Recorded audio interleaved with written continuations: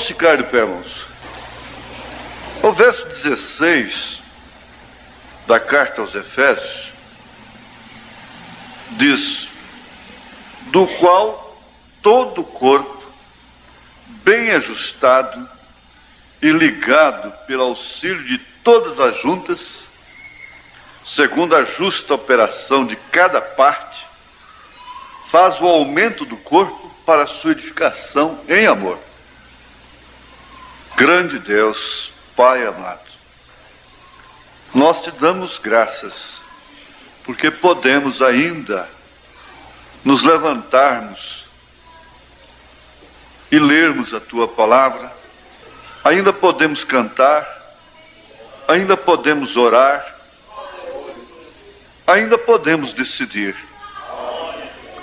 Ajuda-nos, ó Pai, nesse instante da nossa vida.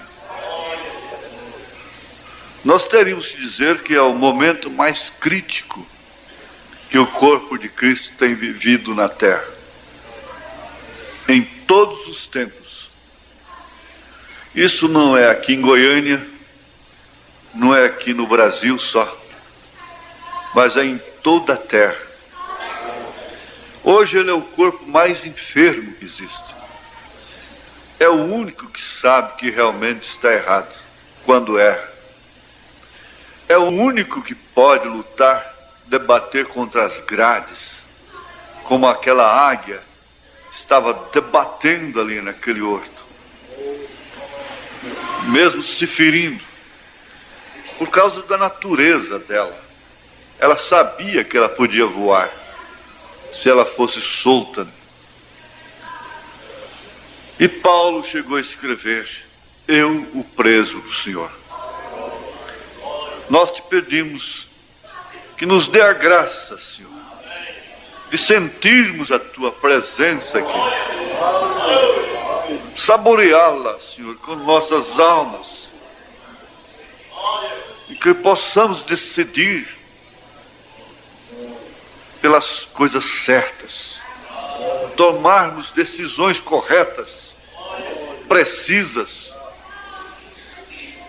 decisões através das quais possa vir a grande vitória do amor divino. É no teu nome santo que nós te pedimos estas bênçãos. Amém, Senhor. Amém. Podeis assentarmos.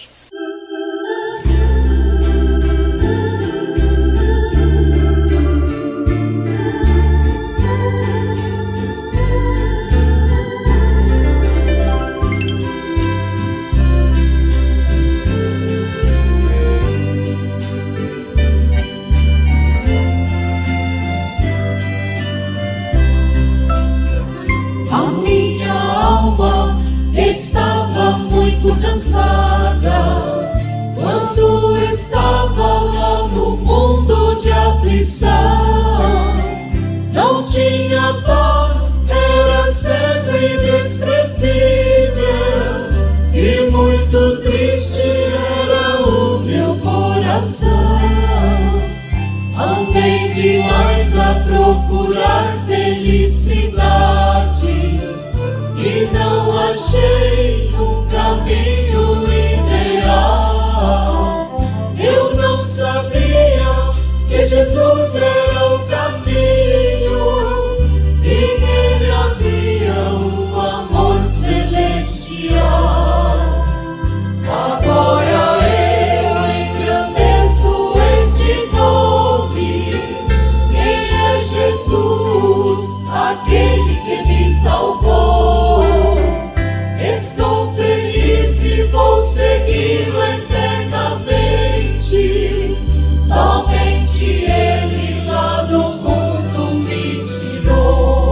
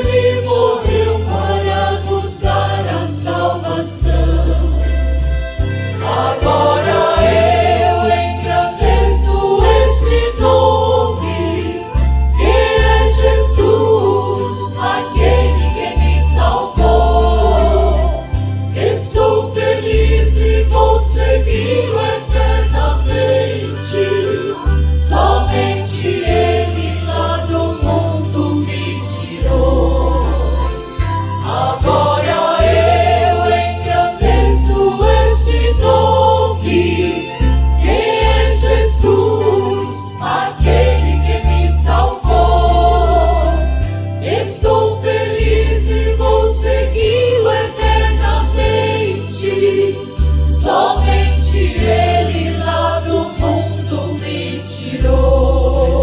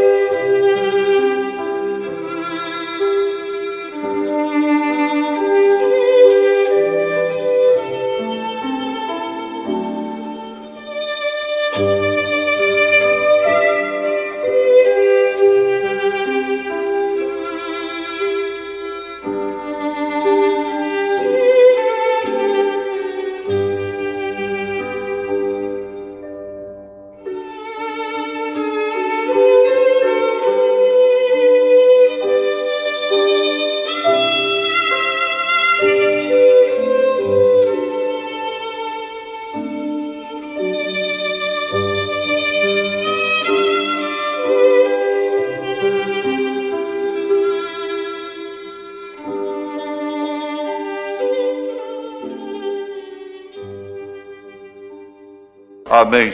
Amém. Nós dependemos em tudo de uma bússola, de um Deus. Nós dependemos de conhecermos o caminho. Conhecendo o caminho é tão fácil, é tão bom.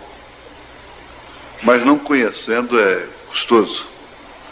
E nós estamos aqui, cada dia passa conhecendo o caminho, aprendendo mais o caminho. Agora, é certo que quando nós deixarmos estes corpos nos quais nós estamos, o outro corpo, na linguagem bíblica, ele sabe o caminho de volta. Ele conhece. Ele não se perde na estrada. Não tem perigo. Ele viaja aí mais do que essa espaçonave que vai para fora da Terra, entre órbita, vai até na Lua, né? Esse corpo não tem velocidade. Não existe velocidade para ele. Porque o homem pode fazer o transporte mais rápido que existe. O som tem velocidade, a própria luz tem velocidade, a eletricidade, tudo tem velocidade dentro dessa atmosfera nossa. Mas ali não. Nesse outro corpo é instantâneo. Ninguém ficará sujeito ao espaço, ao tempo, à matéria. E isso vai acontecer independentemente daquilo que nós somos, diz o profeta. Isso é uma coisa que já está pronta, preparada, existe de si mesma. Deus não está com isso em papel, um projeto. Isso é como a lei da gravidade. Você joga uma pedra aí, aquela lei é normal, ela cai. E quando esse tabernáculo for desfeito, isso é uma lei normal de Deus. Não ficaremos vagando. E uma vez que veio dos céus, da glória, esse outro tabernáculo, esse outro corpo, ele não tem como se perder. Agora aqui nesse corpo, nessa dimensão, a gente se perde. Como eu falo daquele garoto de 10 anos, resolveu ir posar na casa de um coleguinha.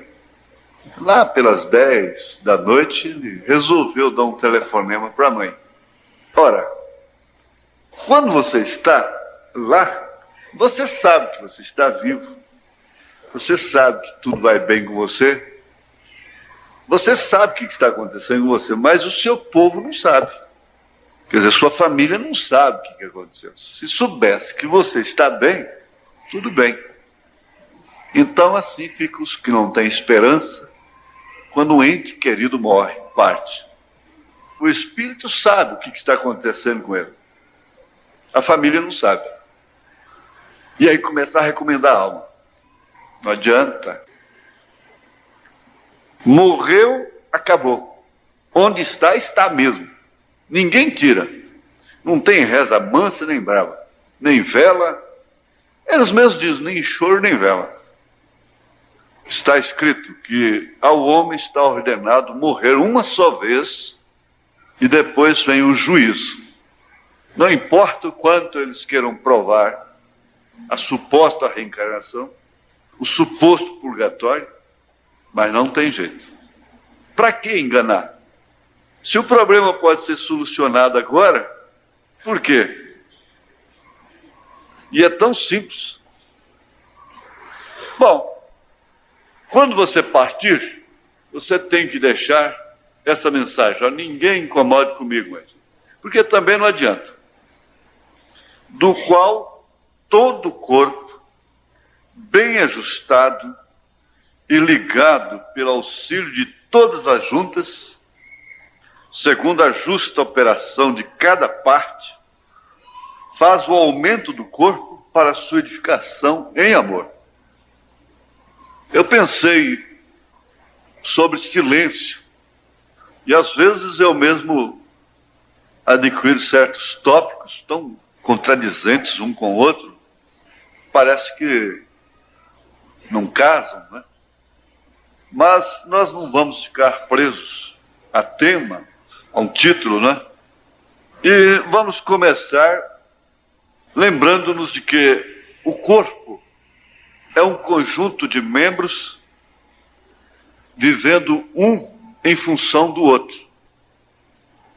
E isso forma uma verdadeira sincronização, é um conjunto. Você diz, bom, eu posso, a minha mão pode viver, o meu corpo pode viver sem um pé, pode viver até sem um rim, sem um olho, os seus olhos, e coisas assim. Mas qualquer um membro desse pode levar todos os demais para a sepultura, dependendo do mal que o afeta. Sem dúvida alguma, todo o corpo padece a falta de um membro. Ele pode até viver sem aquele membro, por algum tempo, por mais tempo, mas ele sempre padece a falta daquele membro.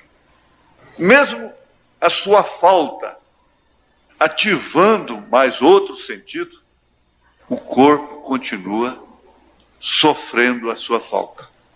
O homem que perde a visão aguça o seu tato. Por isso você vê cego andando na rua com a bengalinha e vai mais pelo tato. Uma vez danificado um pulmão, extraído um pulmão, o outro se fortifica, robustece, né?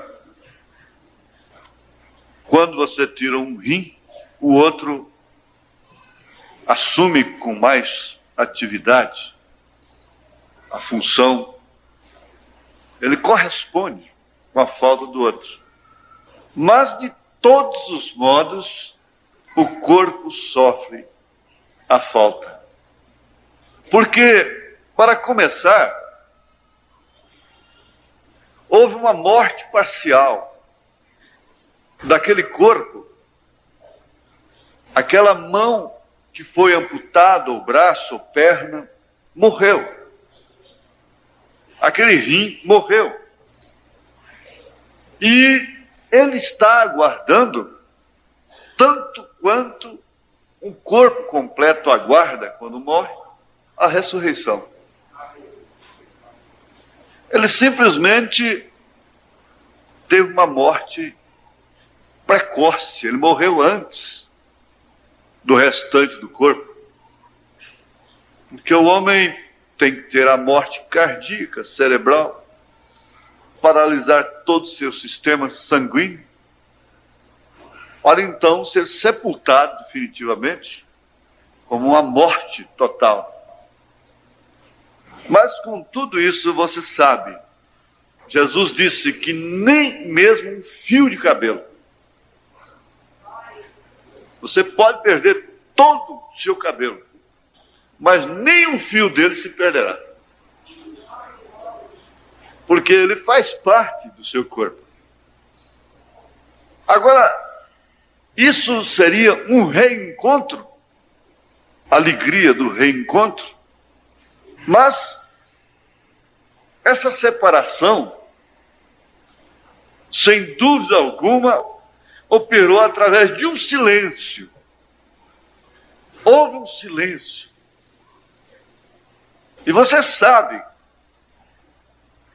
que quando a pessoa se silencia, você chama, ela não responde. Você sacode, ela não responde.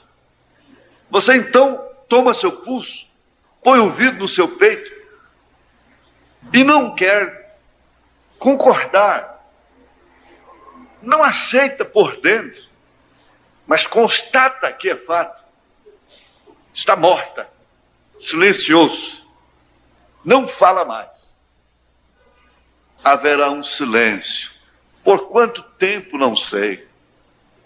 Por quanto tempo, não sabemos. Mas haverá um silêncio. Tem havido um silêncio. Milhões e milhões que falaram tanto, que choraram tanto, que inquiriram tanto, silenciaram-se. Não falam mais. É bem verdade que mesmo o sangue de Abel fala, mas isso é chamado de a voz abstrata, a voz do testemunho, a voz da justiça, a voz da existência. Mas esta voz audível da mãe que está dizendo: filha, não é assim, é assim. Filho, não é assim, é assim. Esta voz silencia. Aquele pai que estava dizendo: não, não faça, não. Ou então faça isto, procure isto, faça aquilo. De repente, não fala mais, silencia-se. Não há mais, não existe mais. Agora fica somente na lembrança. A minha mãe, com a experiência, ela nunca teve mágoa, não teve dor no coração, ódio no coração, reserva. Mas ela aprendeu a ocupar o seu lugar. Ela teve experiência. O profeta diz uma coisa que ela não está sendo muito lembrada. Ele diz assim, que se Abraão não se separasse da sua parentela, o nível de fé dele não passaria do mesmo nível que eles tinham. Porque Jesus vem e diz que o maior inimigo do homem seria seus próprios familiares. E minha mãe me deu um conselho. Meu filho, assim, em outras palavras, porque eu não posso lembrar ao pé da letra, não te metas com nossa família. Tenha paz. Tudo bem, mas fique de longe. Seja separado. Minha mãe morreu. O primeiro passo que eu fiz foi uma sociedade com família, num caminhão. Eu me lembro que eu vinha de São Paulo com um caminhão carregado de gás e um pneu estourou aí na divisa de São Paulo com Minas, no Rio Grande, já perto de Uberaba. E eu estava numa situação que só caminhoneiro fica, mais ninguém, só caminhoneiro. Me assentei no barranco, a ferragem do caminhão com aquele sol quente estalando, o gás estava assim, ó. Aí de repente a minha mãe falou, mas fala é a voz da memória. ela veio a mim na memória, eu pude vê-la com o seu dedo apontado para mim, dizendo: meu filho, eu chorando, ela disse: meu filho, quantas vezes eu te falei, não te mistures, saia do meio deles. Por que você quer sempre se enredar? É a voz da memória, não é? Ela me falou realmente aquilo um dia. Então a memória vem e reprisa aquilo. Se pudesse filmar, gravar o seu pensamento, então sairia aquela cena exatamente. Seu pensamento está falando alto. Você está ouvindo a voz no seu pensamento. Mas, na verdade, quando aquilo termina, você está só. Apenas as lágrimas rolando. Você não tem mais aquela pessoa. Você não tem mais aquele marido. Você não tem mais aquela esposa. Você não tem mais aquela mãe. Você não tem mais aquele filho, aquele amigo, para te falar pessoalmente. Então aquilo fica em silêncio. Você ouve no silêncio. Você ouve deitada no travesseiro. Você ouve no trabalho, mas ouve no silêncio. Está viajando e aquela voz está te falando, a voz da memória. E você está ouvindo aquilo, mas na verdade, para os sentidos humanos, para o audível, está tudo em silêncio. Você vai ouvir aquela voz agora em silêncio.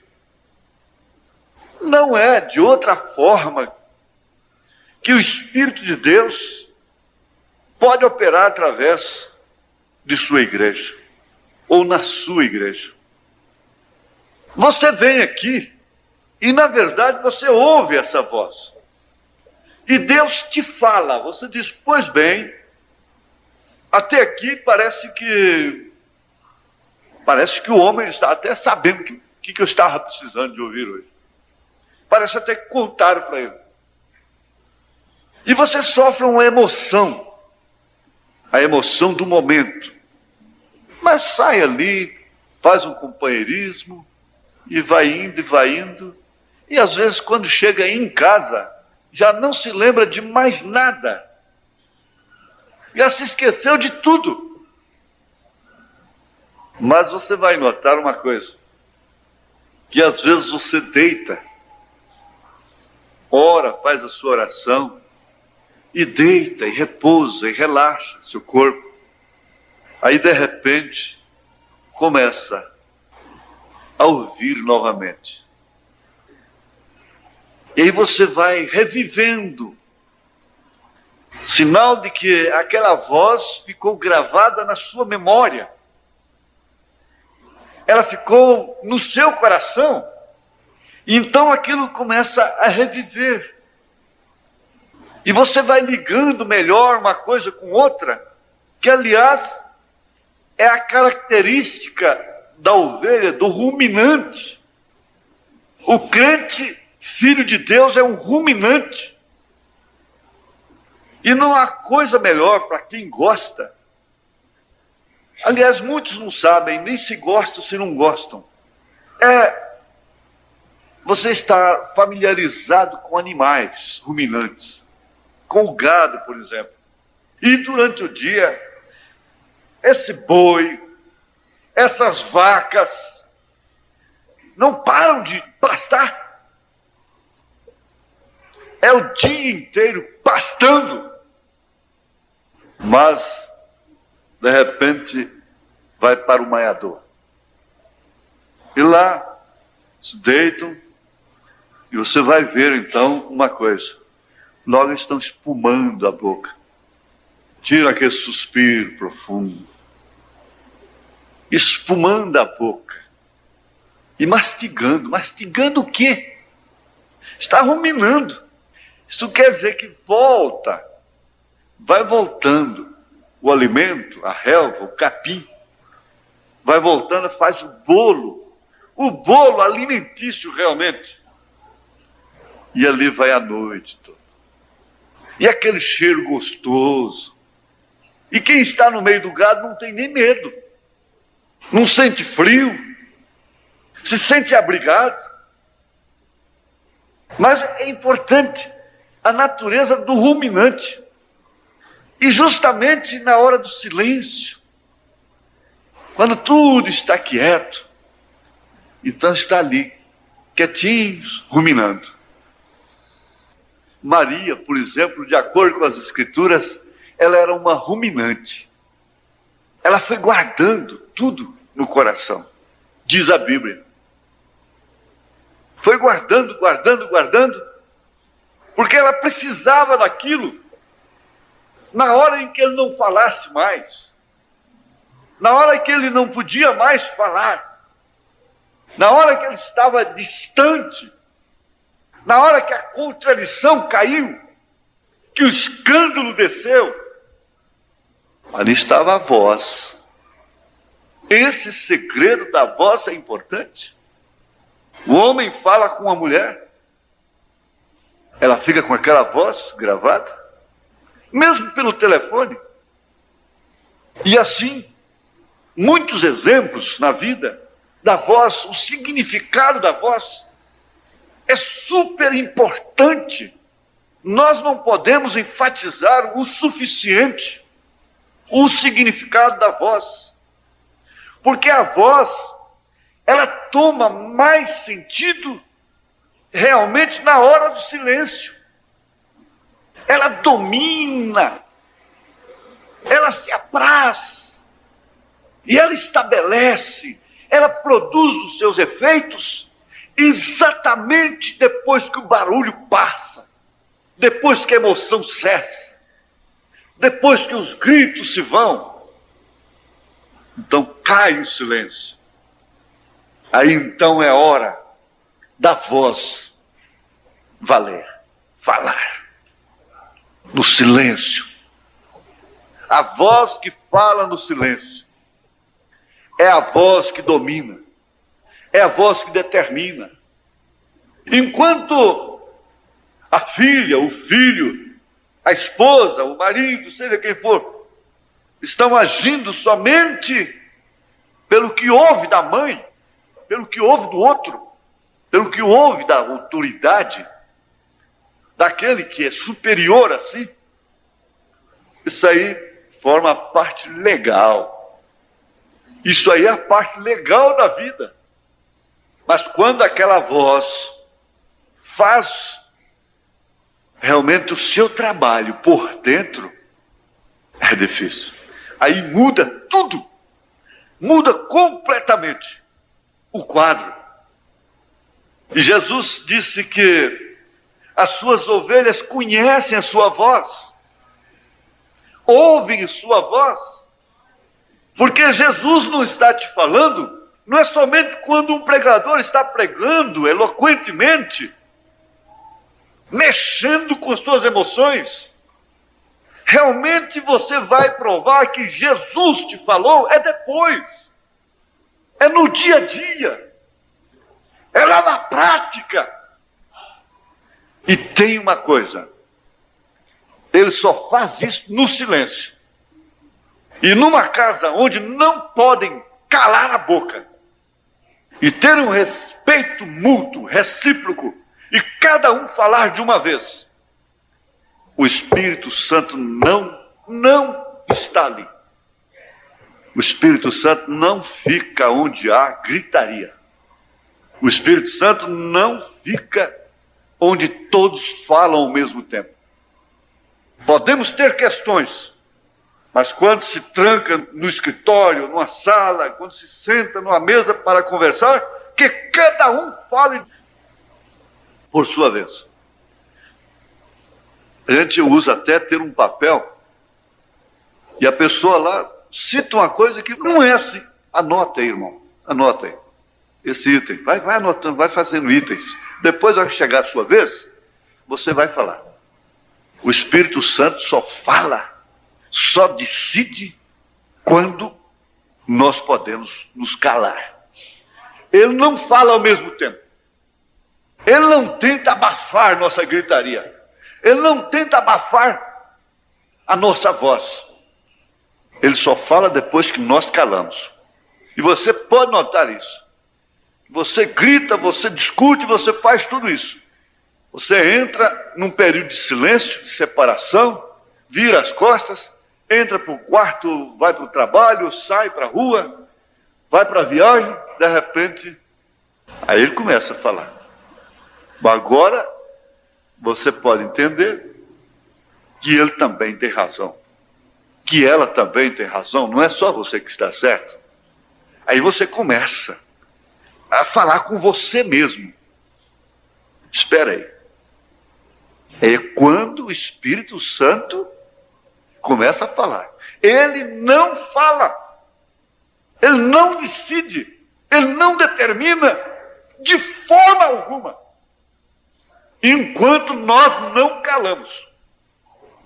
Aí então vem o segredo do silêncio. Tardio para falar e pronto para ouvir. Este é o segredo do homem que se desgasta menos, da mulher que não se desgasta tanto, porque quem fala muito se desgasta mais, se desgasta em autoridade. Oxalá que a gente pudesse falar somente as coisas que deveríamos falar dentro de casa, no trabalho, tratássemos as coisas como elas realmente são, de uma maneira séria, tivéssemos os lugares próprios, os pátios de brincadeiras, mas não no trabalho, não na igreja, não no serviço. Então, nós veríamos que materialmente, na vida secular, a nossa vida seria muito mais próspera. E as nações que encaram o trabalho de uma maneira séria, elas são desenvolvidas. Agora, pense no setor espiritual.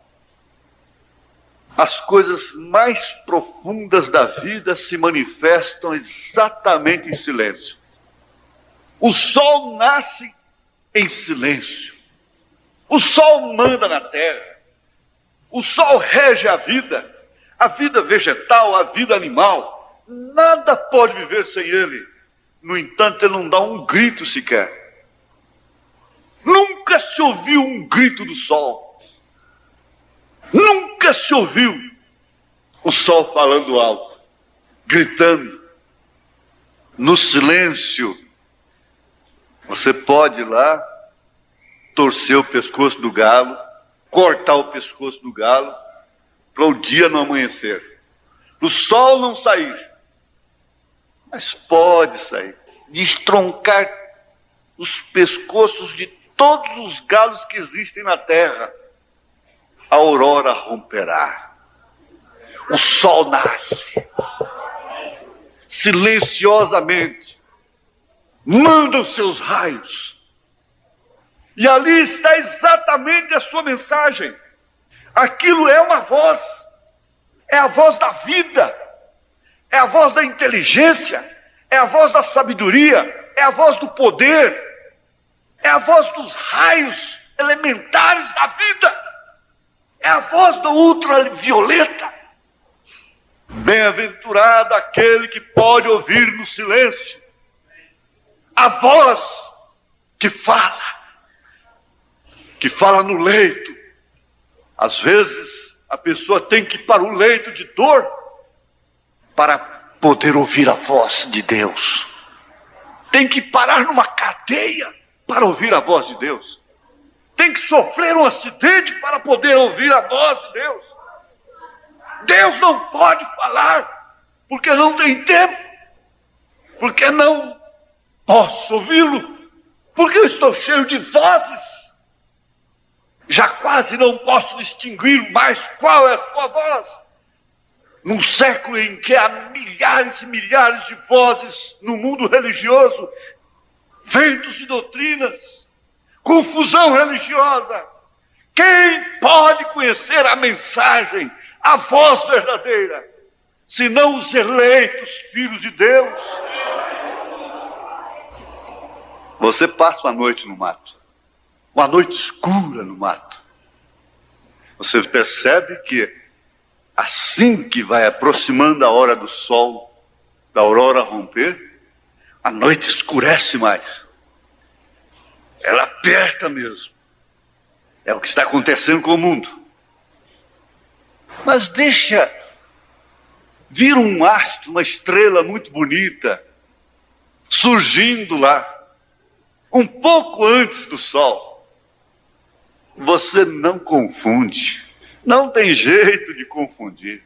Você está lá dentro da mata, tudo escuro, olha para cima, você vê estrelas, e elas têm brilho em si mesmos ali, mas elas não irradiam luz a ponto de iluminar a terra. Quando o sol começa a nascer, ninguém confunde. Vê um rubro, o vermelho começa a aparecer. É a primeira cor que se vê. É o rubro, é o vermelho, é o crepúsculo da manhã. A aurora rompendo. Ninguém pensa que é uma estrela simples. Ninguém pode pensar que é outra coisa. Sabe que é Ele. Conhece que é Ele. Ouve sua voz. O ser se manifesta em total e absoluto silêncio. Uma criança é gerada na mais profunda escuridão que existe na terra. No abismo da mulher. Sai do abismo do homem, dos lombos do homem, das profundidades do homem, e passa para o abismo, as profundidades da mãe. E ali ela é gerada. Tudo isso numa operação totalmente silenciosa. Mas ali há uma voz. Tudo em sincronização com Deus, com a lei que Deus criou, com a lei da genética, da concepção, da gestação. Está ali. E a criança, ainda no ventre de sua mãe, fala com ela. Quando é que você começou a falar? Eu tinha 2 anos. E demorou muito. Você começou a falar assim que sua mãe concebeu. A começar nos 4 meses, 5 meses, você começou a falar para todo mundo que você estava ali.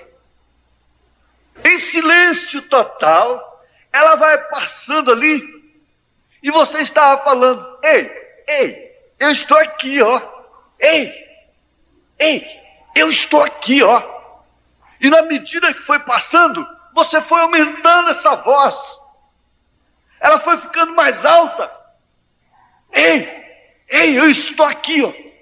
Você pode me ver? Ei, eu estou aqui. No silêncio, falando através da forma. A forma que tomou. Isso é a voz do ser. S-E-R, entre aspas, ser. É a ciência de existir. De existência. E tudo que existe fala. Um germezinho do trigo fala. No silêncio da natureza, dentro do solo arado, está falando. As suas folhas trazem características que dizem: Ei, eu sou trigo. Ei, eu sou trigo. O seu fruto diz: Eu sou trigo. É a voz no silêncio, no mistério da existência, que fala por si mesmo, pela forma, pelas características. E cada coisa está dizendo. Assim que você olha, você vê ali um cavalo, você não vai pensar que é um automóvel. O cavalo está dizendo para você: eu sou o cavalo. O automóvel aponta lá, é uma matéria inanimada. Ele está dizendo para você, eu sou automóvel, eu sou um carro, eu sou um caminhão. E você olha ali, a casa está dizendo, eu sou uma casa, eu sou um edifício, eu sou uma luz. Essa voz está aí. O ser se manifesta em silêncio e carrega em si a forma irreversível de ser, de existir. Como, por exemplo, a nacionalidade. Não tem como você mudar. Pode mudar de papel, pode naturalizar-se. Mas você sabe que um israelita, para começar, ele era israelita em todos os seus passos, em todos os lugares. Vocês sabem que eles são regidos por essa lei. Eles não ignoram isso e eles primam por isso em seus casamentos, em todas as suas tradições. O israelita não podia deixar de ser israelita por causa do fracasso de Moisés. Ele não podia deixar de ser israelita por causa do fracasso de Sansão. Ele não podia deixar de ser israelita por causa do fracasso de Davi. Não. E mesmo em cativeiro, lá no Egito, lá em Babilônia, ele continuava sendo a voz de Israel. Nunca teve jeito de mudar. Agora, como pode ser um cristão deixar de ser cristão porque um outro cristão errou? Tem coerência isto? Um cristão deixar de ser cristão porque não foi visitado? Um cristão deixar de ser cristão porque não recebeu as atenções devidas que ele acha que deveria receber? Jesus tinha tanta consciência disto que ele chegou a dizer para os 12 que ficaram, vocês também não querem ir? E ele não foi atrás de ninguém. Agora você vê, quem daria a própria vida pelo povo? Isso é a verdadeira religião, a verdadeira fé.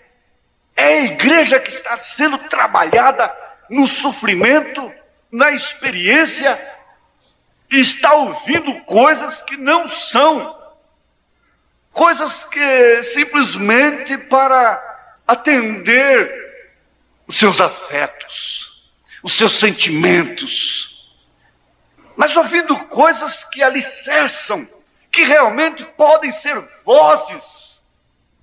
Lá no exílio, lá na Babilônia, quem foi que mudou Sadraque, Mesaque e Abednego? Quem foi que mudou a Daniel?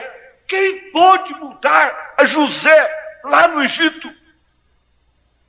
E tem uma coisa, o profeta irmão Brana, o homem que mais ouviu a voz de Deus na terra, ele disse, em determinado instante de sua vida, ele disse, Deus não queria falar comigo.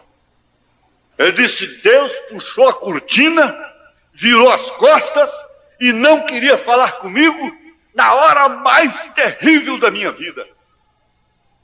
Ah, então por isso o diabo chegou com a razão e não tentou a convencê-lo que Deus não existe, porque o diabo sabia muito bem que o irmão Brana conhecia Deus pessoalmente. Mas ele começou a dizer, esse Deus não se incomoda com você. Você viu, ele não quer nem falar com você. Enquanto ele cura outros de câncer, ressuscita mortos e coisas assim, faz esses milagres todos que você tem feito, agora ele não pode nem falar com você. Mas era engano do diabo. A voz estava lá dentro. Deus havia implantado a sua voz dentro dele. Como você pode dizer que Deus não fala com você, sendo que a sua voz está dentro de você? O exterior não ouviu. O exterior começou a concordar com o diabo, com a razão, com os sentimentos. Sabe, você tem razão. Ele não se incomoda comigo. Mas de repente, a voz, a centelha da vida, no silêncio da existência de si própria, saiu lá de dentro, pôs a carinha na janela da vida e disse: Satanás, Deus deu, Deus tomou. Vai, filhinha, vai. Aquilo é a voz de Deus em você. Não de lá para cá, mas agora de cá para lá. É assim que a mulher está no marido. É assim que a mulher está no homem. É assim que Cristo está na igreja.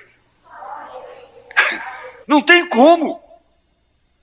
Nós não somos crentes fabricados na emoção. Nós estamos numa batalha. Nós temos de encarar leões. Nós estamos na pior era que já existiu no mundo. O filho pródigo tinha, no silêncio de sua infortúnia, de sua desgraça, ele tinha a voz do pai. O sangue é a voz. O sangue de Abel que fala. Ele tinha a voz do pai.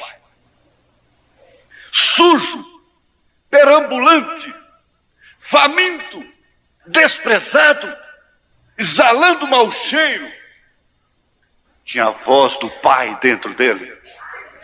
Tinha o sangue que falava. E por fim, designou, determinou, decidiu por si mesmo, dizendo: levantar-me-ei e irei ter com meu pai e dir-lhe-ei: pai, pequei. Pai, o que é isto?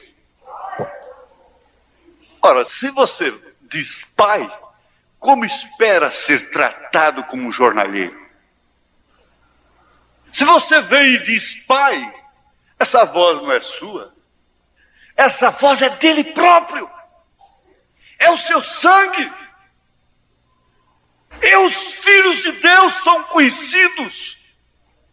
São conhecidos por ele. A etiqueta está aí. É a qualidade do sangue. É a característica do sangue. É a confiança natural da existência que existe por si mesmo. Eu não tenho como negar que meu pai é meu pai. Eu não tenho como invalidar. Eu não tenho como dizer: esse não é meu filho. Você que é pai, não tem como. Você pode deserdar um filho. Você pode deserdá-lo. Mas nunca pode negar a sua paternidade. Nunca. Essa voz é que diz: Abba, pai. Abba, pai. Abba, pai. É a voz da existência, do ser. É como ele é, nós seremos. Está sim, é certo, porque ele existe de si próprio. Essa é uma realidade. O mundo está enganado. O mundo religioso está enganado. Porque a arma principal do diabo para essa era é o engano. E tem uma coisa: os crentes revelados, realmente revelados. Revelados não são aqueles que dizem: William Branham é profeta, e até briga por causa dele. Revelado não quer dizer que porque foi batizado em nome do Senhor Jesus Cristo. Revelado não quer dizer somente porque não crê em três pessoas distintas. Não, não quer dizer somente isso, não. Revelado é aquele que diz: para onde iremos nós? Para onde irei eu? Só de ti procede palavras de vida eterna. Nós estamos descansados nisto. que Ele nos trouxe toda a verdade. Ele nos ensinou que ser filhos de Deus não é somente cuidar de vestidos, de cabelos. Isto a ciência cristã pode fazer. Ser filhos de Deus é trazer essa voz, é a voz do sangue, é a voz do silêncio. É quando Deus fala naturalmente,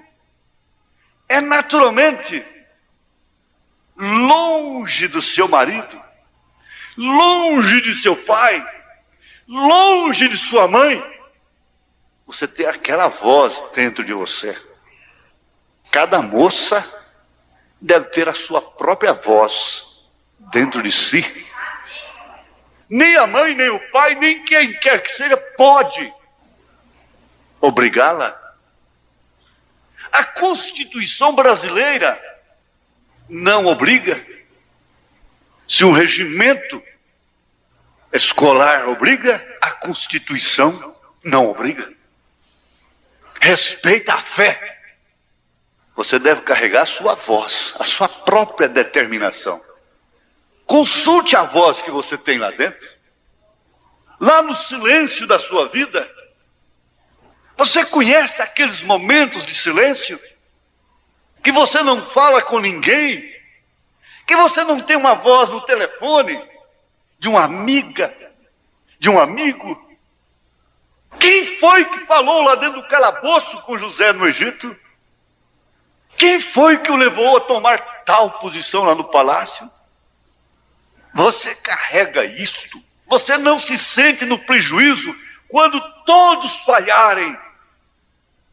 E você vai lamentar porque ouviu uma voz que há dentro de você? Você vai se queixar? Você vai se escandalizar? Você vai deixar de ser israelita? Deixar de ser cristão? Não há como. Aqui, em Números 17, verso 7 e 8, está escrito: E Moisés pôs estas varas perante o Senhor na tenda do testemunho.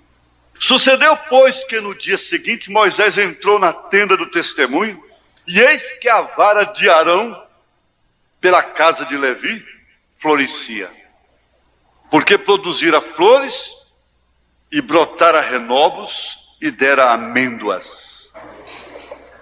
A vara, no silêncio da madrugada, poeticamente o profeta fala sobre isso.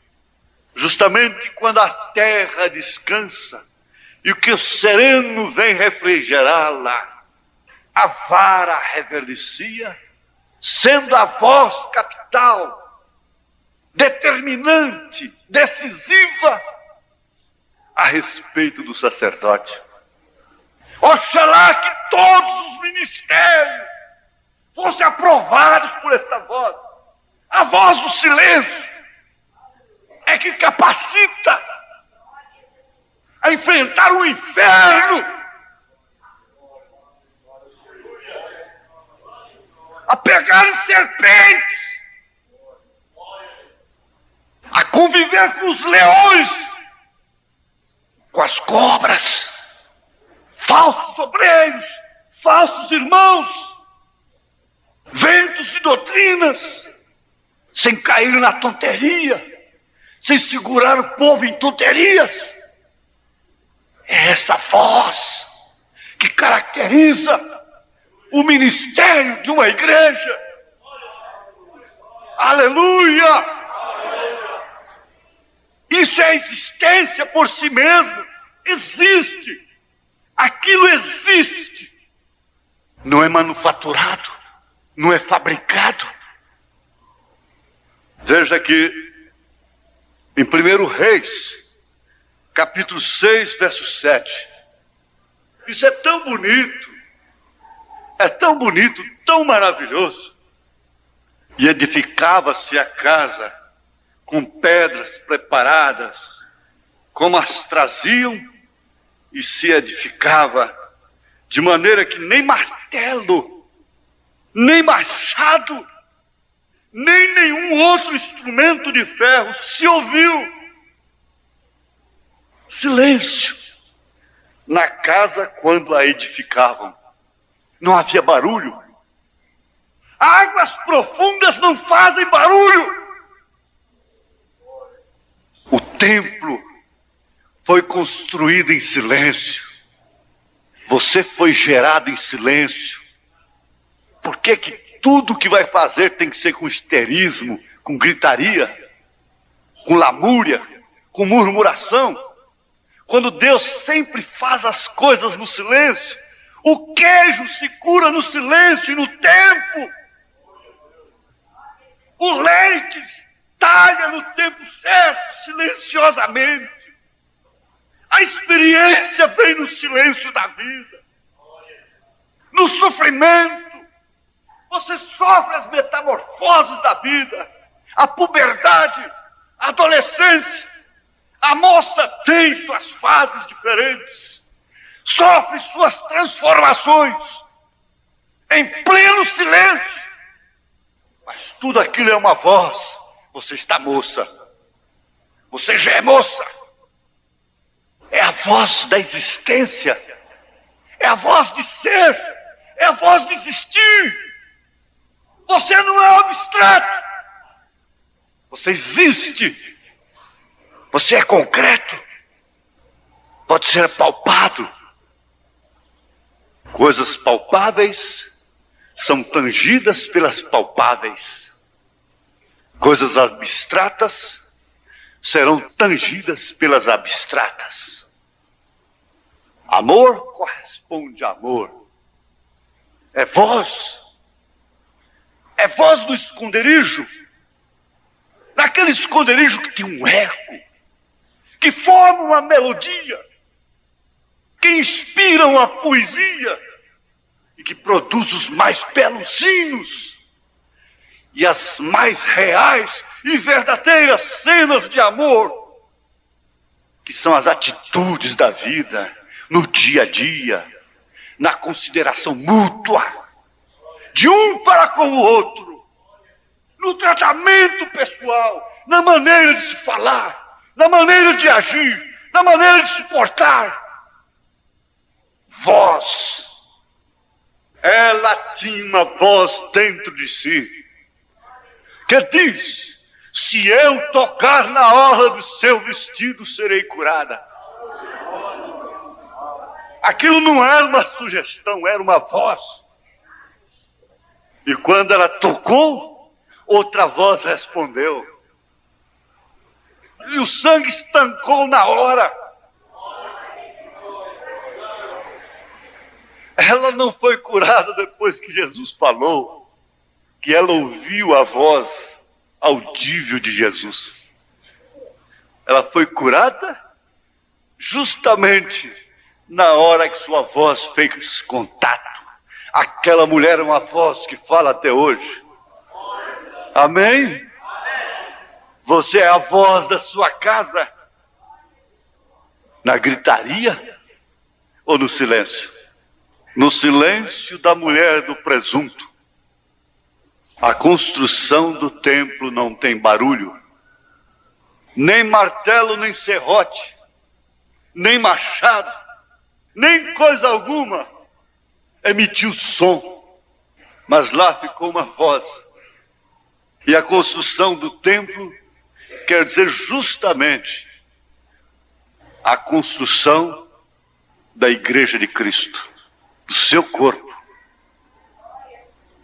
Não é por pancada, não é por violência, mas é uma obra no silêncio, como você foi gerado. Fiquemos de pé.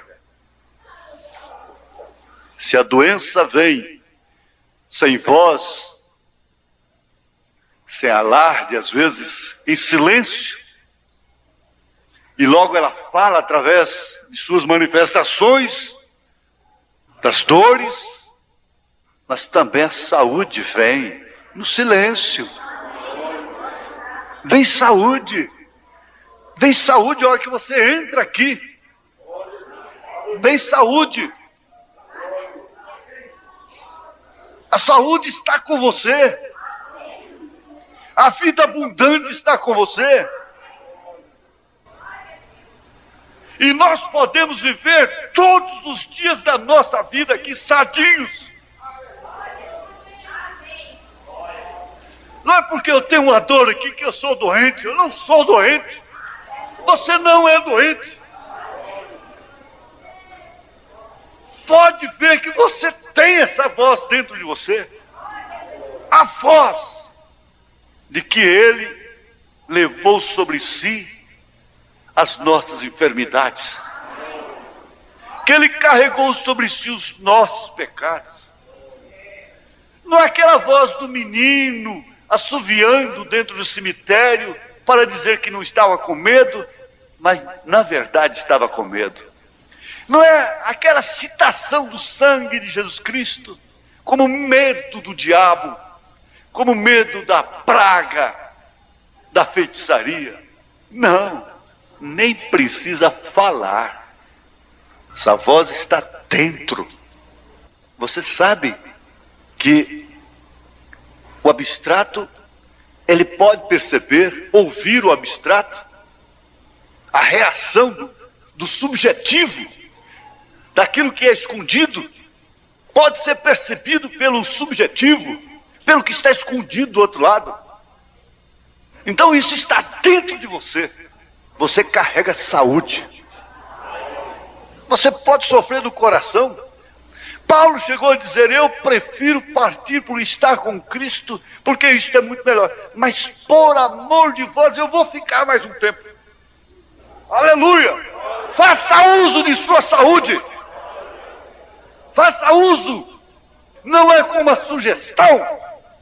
Nós estamos na hora de vivermos os benefícios da mensagem. Porque você sabe, quando o mundo está gritando aí para expulsar um demônio, quando o mundo está fazendo uma gritaria para curar um doente, os eleitos estão lá na frente. Eles já estão bem diferentes. Eles estão recebendo a coisa de uma forma muito mais aperfeiçoada. Aleluia! Glória a Deus! Senhor Deus, eu sei que isto não é de mim próprio. Eu sei que isto vem do Senhor. Eu sei que esta voz está dentro de cada um. Todos quantos têm ouvido esta mensagem, aleluia, Senhor, sabem que o menino que estava morto no ventre de Isabel ouviu a voz de Maria, da sua saudação. Como penetrou ali dentro? Foi o eco da voz pessoal? Não, foi o poder, foi a voz da existência, da vida. Em nome de Jesus Cristo, ó Pai, leva o teu povo a este grau de fé. Fé na contradição, fé na decepção, fé quando tudo está dizendo não. Não, não pode, não é assim. Mas agora está dito, sim, sim, é Jesus mesmo. Ele está em você, Ele está aqui, Ele está em sua palavra. Em nome de Jesus Cristo, toma a sua fé e viva por ela. Em nome de Jesus Cristo, amém, Senhor, amém, aleluia, aleluia. Você é um pregador do Evangelho também, e você está aqui por uma boa causa. Você não está doente, você está em necessidade e você quer um avivamento pentecostal para começar em sua igreja. Todos nós queremos isso. Vamos todos ficar de pé por um avivamento pentecostal. Deus Todo-Poderoso que criou os céus e a terra, eu peço que todos os poderes dos demônios desse recinto sejam quebrados. O poder de Jesus Cristo seja manifesto, Senhor. Nós não estamos derrotados. Satanás, eu te ordeno no nome do Senhor Jesus Cristo, sai deste povo. Ponham-se de pé vocês aleijados nas cadeiras de rodas. Deem glória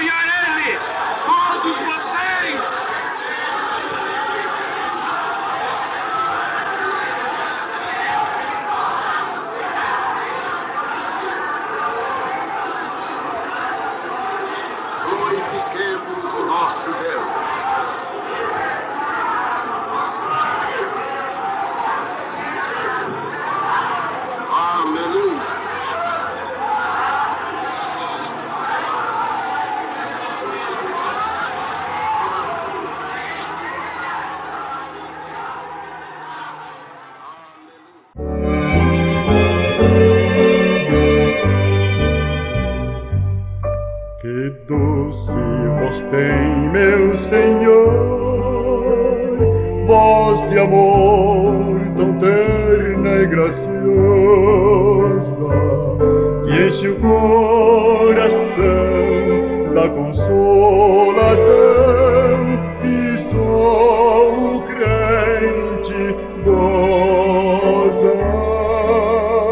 Qual maior prazer que lhe ouvir dizer: vem, meu filho, vem escutar o que eu fiz por ti, tudo que sofri na cruz pra te resgatar. Jesus com voz meiga chamar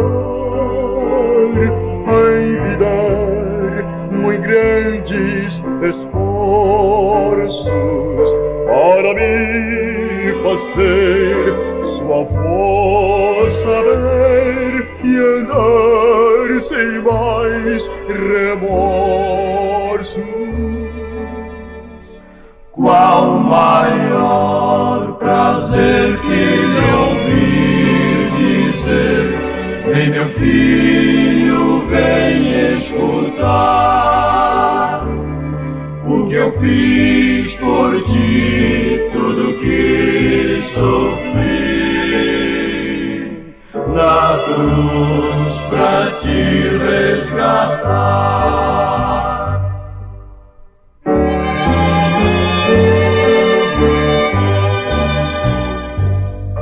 Jesus me não deixa sofrer,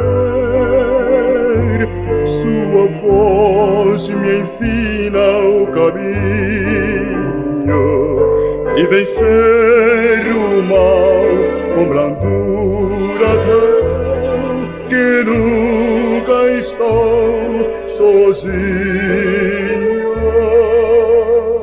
Qual maior prazer que lhe ouvir dizer: vem, meu filho, vem escutar o que eu fiz por ti, tudo que sofri na